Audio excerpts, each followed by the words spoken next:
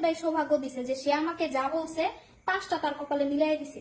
মানে তুই আমারে খারাপ বলছস, আল্লাহ তোর কপালে ওই খারাপটাই মিলাই দিছে, ঠিক আছে?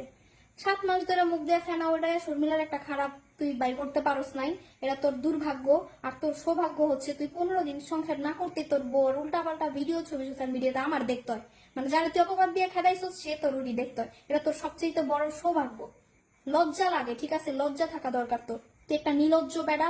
তোর নিয়ে কথা বললে পাবলিক আমারে জুতা পিটা করে যে কেন তোর নিয়ে কথা বলি, কিন্তু পাবলিক এটা দেখে না যে তুই আমার যে খোসা আছে এটা পাবলিক দেখে না। আমি আমার ভুল স্বীকার করতেছি, যখন পাবলিক আমার ভিডিও দেয় ছবি দেয় তখন আমি একটা ভিডিও মেক করছিলাম, কে বিয়া করলো কে হাঙ্গা করলো এটা আমার দেখার বিষয় না। এটা আমার জীবনের সবচেয়ে বড় ভুল, কেন আমি এই ভিডিওটা মেক করি। তোদের নিয়ে আমার কোনো মাথা ব্যথাই নেই, আমি নিজের নিয়ে টেনশন করতে করতে আমার সময় যেতেছে গা, আমি নিজের দিকে ফোকাস দিতে দিতে আমার সময় যেতেছে গা। আমি তো করে নিয়ে ভাবার আমার সময় আছে? তুমি চরং চরং কথা বলো, বছর তো পড়ে গেছি।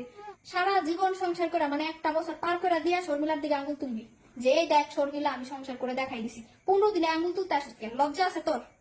বেশর্মা, লজ্জা রেখা করে কথা বলিস। তুই এত সাধু সন্ন্যাসী মেয়ে বিয়ে করলে, এত হিজাবওয়ালা মেয়ে বিয়ে করলে, সেই মেয়ের